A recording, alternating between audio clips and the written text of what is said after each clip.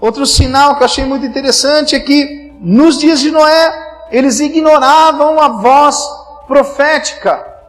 A pergunta foi a seguinte: pastor, mas antigamente nós tínhamos mais avivamento, né? O povo estava mais sedento, você via que o povo era mais espiritual, não é? Bom, uma coisa Jesus disse, e foi assim categórico. O que Jesus disse? Ele disse assim, porque se multiplicar a iniquidade, o amor de muitos se esfriará. Está lá em Mateus 24. Ainda vou chegar lá, ainda nessas pregações eu chego lá. Mas ele deixou claro que haveria o quê? Uma redução desse fervor.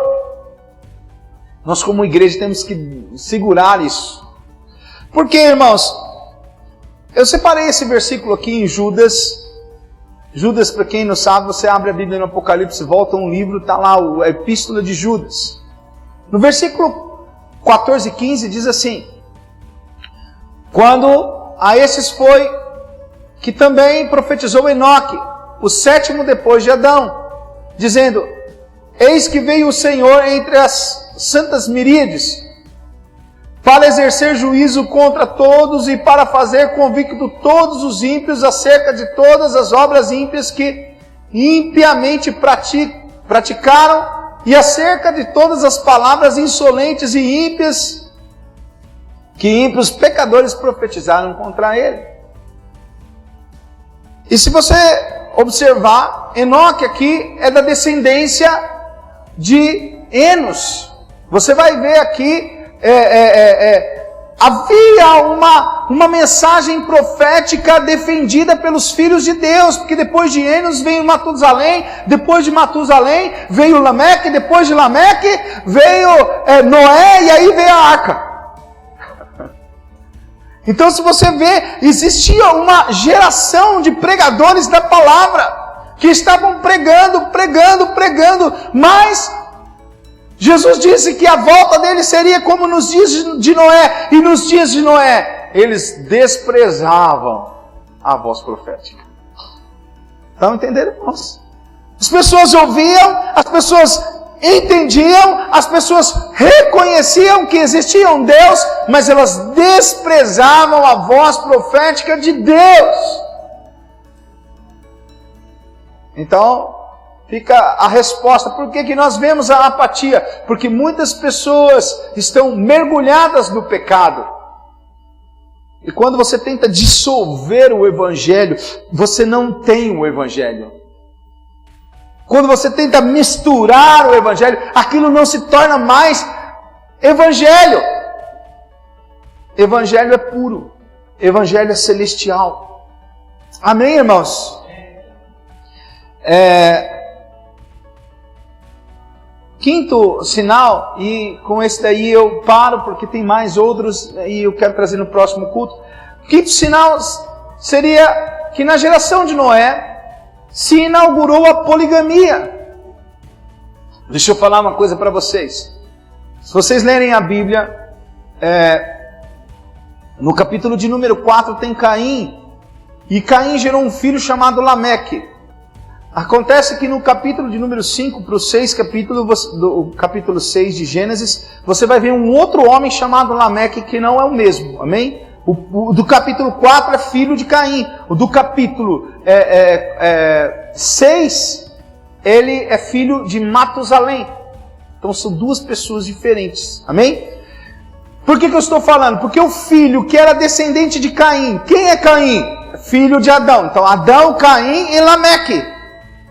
Esse Lameque, ele tomou para si duas mulheres.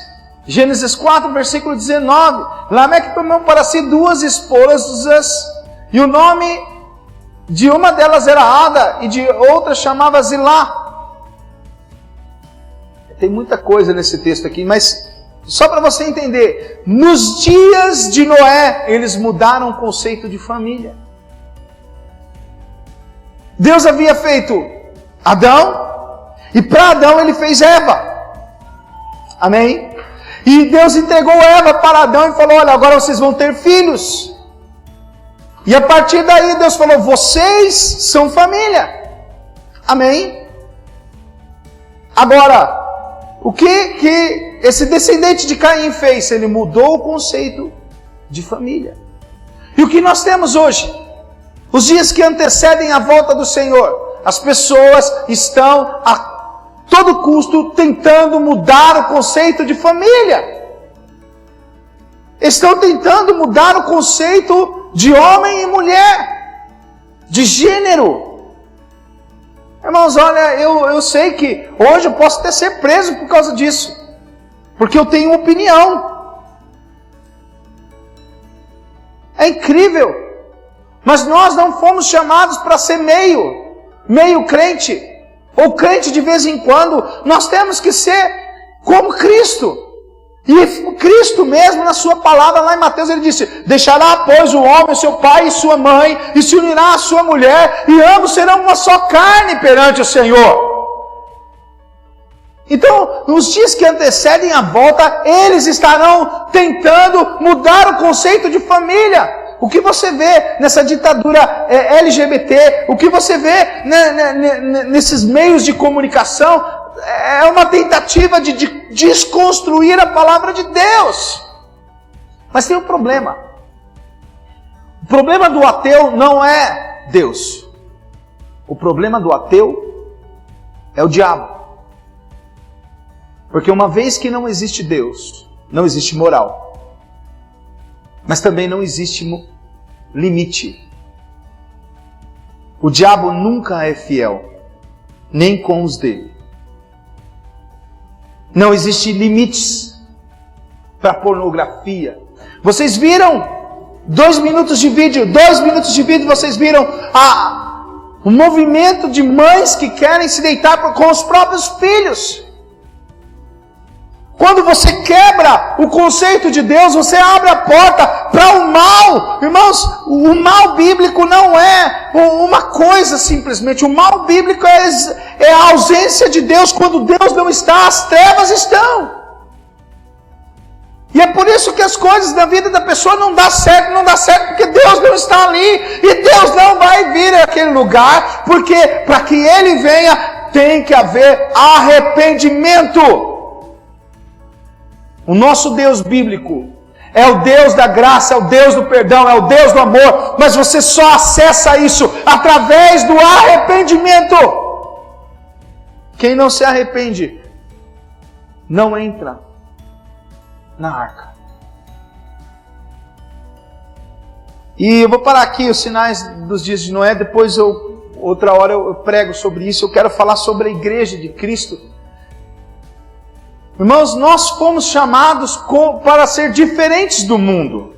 Avança para nós, César, por favor. Nós fomos chamados para ser o corpo de Cristo. Amém?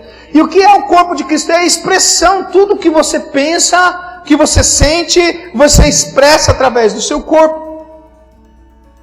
E tudo que Cristo pensa, que Ele sente, Ele espera que a igreja manifeste. Poxa, irmãos, sabe, eu podia falar de pelo menos 12 símbolos que significam igreja. Mas, irmãos, preste atenção. Eu escolhi um símbolo só, que Jesus deixou claro para nós, do que Ele espera. Está lá em Mateus 5, versículo de número 13. Jesus disse que nós somos o sal da terra e a luz deste mundo. Avança para nós. Irmãos, o Senhor espera que você seja sal e luz. Eu tenho certeza que os irmãos que são crentes há muito tempo já ouviram várias pregações a respeito de sal e luz, né? É muito normal isso. Mas eu quero ser muito simples no que eu vou falar para você, para ser prático. Irmãos, qual é a principal característica do sal e da luz? Qual é a principal característica? Eles têm personalidade. Aonde tem sal, você sabe que tem.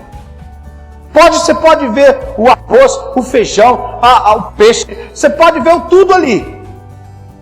Se não tem sal, você percebe. E se tem sal, você percebe. Amém, irmãos?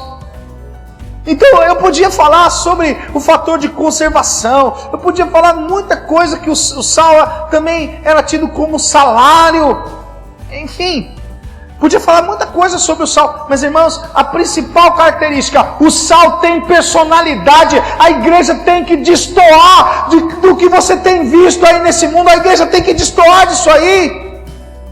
A igreja não pode falar tudo bem para o incesto, tudo bem para o homossexualismo, tudo bem, não é assim que funciona não. Porque nós não fazemos o que nós queremos, nós fazemos o que a palavra de Deus diz, e nós não abrimos mão da palavra de Deus.